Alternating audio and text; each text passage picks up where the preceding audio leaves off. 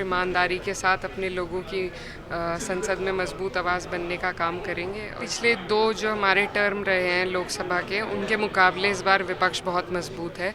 आवाज़ सरकार दबाने का काम करती है, उन सब की आवाज़ मुखर रूप से उठाई जाएगी। सत्ता पक्ष है वो भी क्लियर मेजॉरिटी में नहीं है, तो वो भी दबाव के अंतर्गत रहकर काम करेंगे और वो दबाव पूरा का पूरा विपक्ष बनाने का काम करेगा। इन चुनौतियों से उभर चुके हैं और हमारे जो लोग हैं वो भी समझ चुके हैं भाजपा के राजनीति के तौर तरीके को।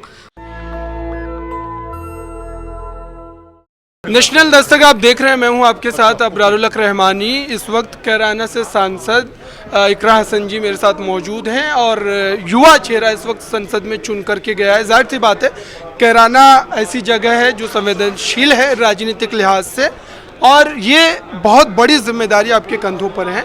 कैसे निभाएंगी और विपक्ष की जो जिम्मेदारी इस वक्त आंकड़ों के लिहाज से अगर देखें, सीटें जो मिली है विपक्ष को, जाहिर सी बात है कि इस बार जो है जनता ने एक मजबूत विपक्ष चुन करके भेजा है।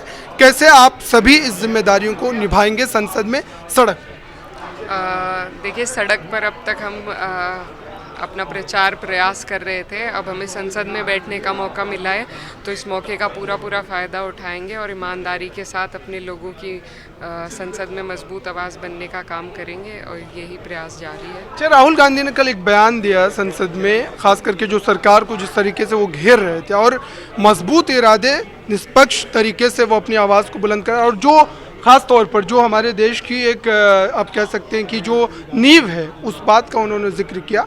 क्या विपक्ष फिर से एक बार उस मजबूत ढंग से अपनी आवाज़ को उठाने वाला है? क्योंकि एक डर और भय का माहौल आप देख रहे थे 2014 के बाद से लगातार था, खास करके दबे कुचले तबकों के लिए, मुस्लिमों के लिए और अल्पसंख्यकों के लिए। कैसे देखती हैं, क्या विपक्ष की आवाज़ सरकार पर असरदार साबित होगी?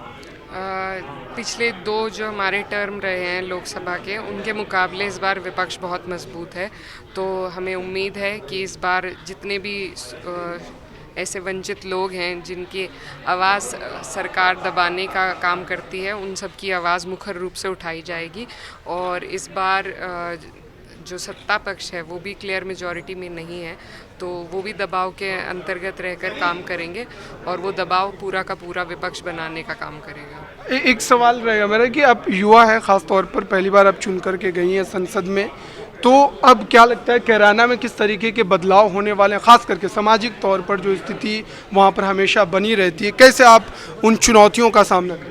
देखिए, हमारा जो क्षेत्र है वहाँ पर काफ़ी नफ़रत फैलाने का प्रयास रहा है हमेशा से, तो इस बार वहाँ पर जो ये खूबसूरत भाईचारा बनकर उभरा है, सबसे पहली जिम्मेदारी हमारी यही रहेगी कि हम इसको बरकरार रखें, इसको और मजबूत कर सकें और जो यही जो ढांचा है इसको सामाजिक रूप से हम बरकरार रखेंगे और यही कोशिश करेंगे कि कोई आपस में ऐसी बात ना हो जिससे भाईचारा टूटे। बीजेपी लेकिन एक प्रयास तो ज़रूर करेगी, क्योंकि आपने अपने बयान में भी जिक्र किया कि वहाँ एक प्रयोगशाला है, वहाँ पर तरह तरह की अफवाहें, तरह तरह की बातें, पोस्टरबाजी और इस तरीके के बयान से माहौल को गरमाने की कोशिश की जाती है।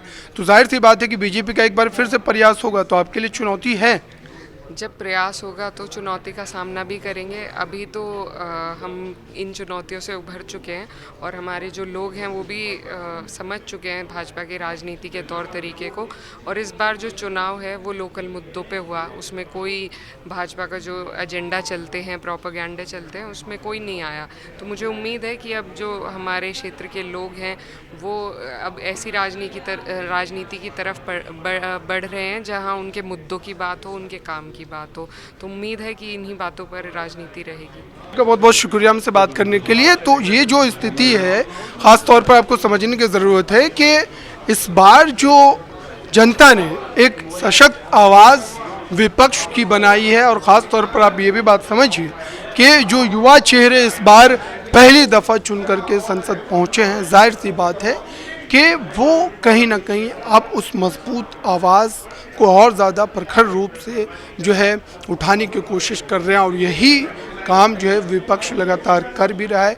विपक्ष के कई बड़े चेहरों ने कल संसद में जिस तरीके से अपनी आवाज़ को उठाने का काम किया है, ये सत्ता पक्ष की नींद हराम करने वाला है और साथ ही वो जो एक डर और भय का माहौल बनाया हुआ था अल्पसंख्यकों के लिए, मुस्लिमों के लिए, दलितों के लिए और तमाम उन तबकों के लिए जो कहीं ना कहीं भाजपा की मुखालिफत किया करते थे, अब उनकी आवाज़ इकरा हसन जैसी जो नई सांसद चुन करके संसद में पहुंची है वो बनने वाली है। और जाहिर सी बात है कि एक बड़ा परिवर्तन जो है आपको देखने को मिल सकता है। ख़ास तौर पर जो है इस समय ये भी माना जा रहा है कि छात्र छात्राओं का मामला हो या फिर जो है सर्वधर्म के मामलों को लेकर के जो राहुल गांधी ने अपने बयान को रखा, मनोज झा ने अपनी बातों को कही, जाहिर सी बात है कि इससे एक बड़ा परिवर्तन आने वाला है और इस चुनाव के नतीजे आपको आने वाले विधानसभा चुनाव के कई नतीजों पर असर डालते हुए नजर आएंगे। आपकी क्या राय है कमेंट बॉक्स में जरूर बताएं। कैमरामैन आशीष के साथ मैं अबरारुल हक रहमानी, नेशनल दस्तक। नेशनल दस्तक की आपसे गुजारिश है कि अगर इसको बचाना चाहते हैं तो नेशनल दस्तक को सब्सक्राइब करने के लिए रेड कलर के सब्सक्राइब बटन को दबाएं, फिर बेल आइकन की घंटी दबाएं। नेशनल दस्तक को बचाने के लिए बहुत जरूरी है कि हर खबर को शेयर करें, लाइक करें, कमेंट जरूर करें।